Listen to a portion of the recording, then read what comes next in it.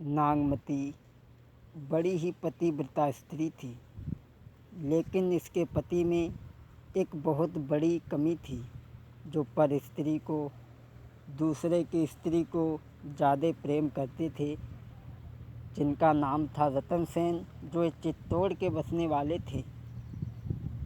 नागमती रतन सेन की पहली पत्नी थी।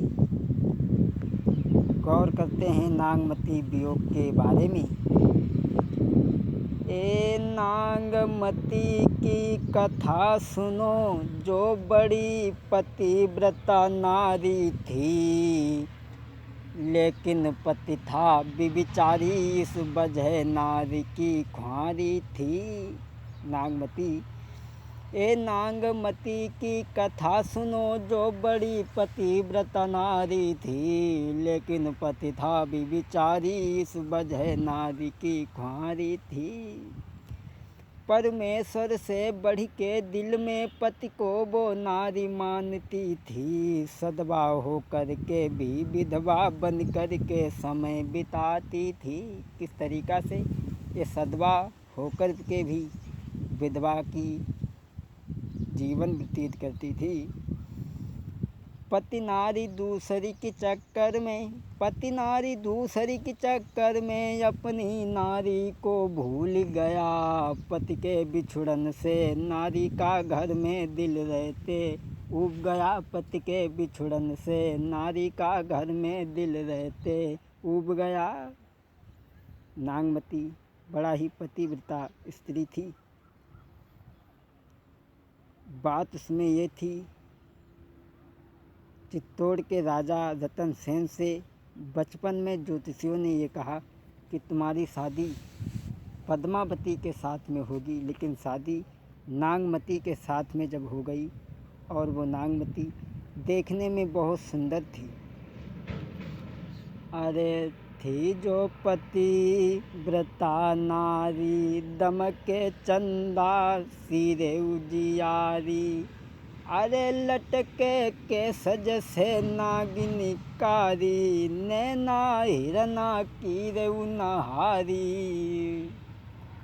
नागमती बड़ा ही सुंदर थी। एक दिन पद्मावती का तोता उड़ कर के नागमती के पास में आ गया, तो नागमती ने ये पूछा उस तोता से कि हमें ये बताओ, हमसे भी ज़्यादा सुंदर स्त्री दुनिया में और कोई है? तो उस तोता ने कहा कि तुमसे ज़्यादा सुंदर स्त्री एक पद्मावती है। रानी ने जब ये बात सुनी तोता के मुँह से, तो सोचा ऐसा ना हो कि ये तोता हमारे पति को बता दे और हमारे पति इस स्त्री के चक्कर में पड़ जाएं और हमें भूल जाएं। तो उस तोता को नागमती ने मार डालना चाहा, लेकिन उस तोता को दासी ने बचा लिया। और वही बात राजा रतन सेन ने राजा रतन सेन से वही बात तोता ने कह दी और कहा कि तुम्हारी स्त्री से भी ज़्यादा सुंदर स्त्री और अगर कोई है दुनिया में तो वो पद्मावती है। और बताया तोता ने के पद्मावती सी नारी रे के नाई देखन में आई। तोता ने बता दिया कि पद्मावती सी नारी रे के नाई देखन में आई। अरे सुन के इतनी बात रात भरी, तब तोता के मुँह से बड़ाई सुनी। अरे सुन के इतनी बात रात भर नींद नहीं आई। जब उनने तोता के ज़बान से जब बात सुनी तो रात भर राजा को नींद नहीं आई। बात वो बताने के लिए जा रहे हैं जो नागमती ने सोचा था कि ये बात कहीं हमारे पति को न तोता बता दे, उसे मार डालना चाहा, लेकिन उस तोता ने आखिर को कह ही दिया राजा रतन सेन से, महाराज भोर ही चलिवे को भय त्यार, औ हाथ जोड़ के नागमती तब कहे पिया भरतार। तबही पकड़ कलाई प्रीतम की के नारी बताई रही, तबही पकड़ कलाई प्रीतम की अर नारी बताई रही। राजा रतन सेन से उस तोता ने बता दिया, और जब तोता के मुँह से सुंदरता सुनी तो राजा रतन सेन सब कुछ छोड़ करके, घर बार त्याग करके पद्मावती से मिलने के लिए चले। लेकिन स्त्री ने हाथ पकड़ करके समझाया, कहा महाराज आप दूसरे की स्त्री के चक्कर में न पड़ो, आप घर में रहो, पराई स्त्री के चक्कर में न पड़ो। और समझाया नागमती ने महाराज, और के पीछे मती, और के पीछे पति, काय को मती गई बोराई, और तेगा सी पैनी धार रे के नारी पराई मानो। समझाया, अरे और के पीछे पति, काय को मती गई बोराई, गई बोराई, तेगा सी पैनी धार रे के नारी पराई मानो। तेगा सी पैनी धार के नारी पराई, दिए मरबाई, दिए मरबाई, अपनी के सिवा दूसरी पे सुख नाई, अपनी के सिवा दूसरी पे सुख नाई। नागमती ने समझाया, महाराज आप कहीं मत जाओ, आप इस घर में ही रहो, दूसरे की स्त्री के चक्कर में न पड़ो। अगर आप दूसरे पद्मावती की सुंदरता देख करके, उसकी बड़ाई सुन करके जो आप जा रहे हो, लेकिन ऊपर वाले की तरफ देखो, उसने सबको एक समान बनाया है, किसी को कम बड़ नहीं माना। और समझाया नागमती ने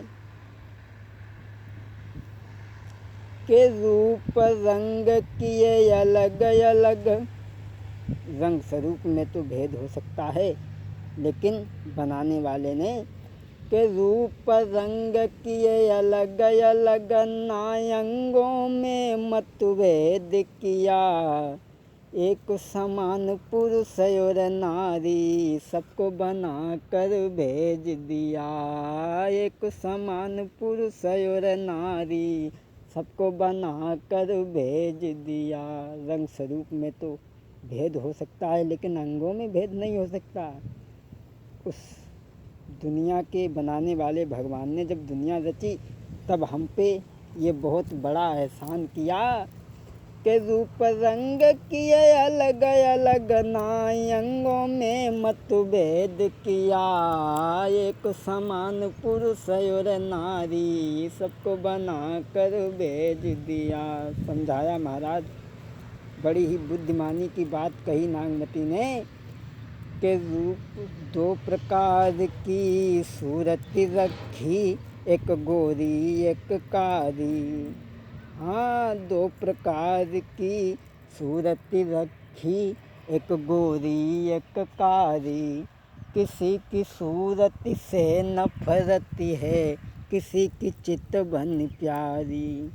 ये तो पूर्व जन्मों का संस्कार है।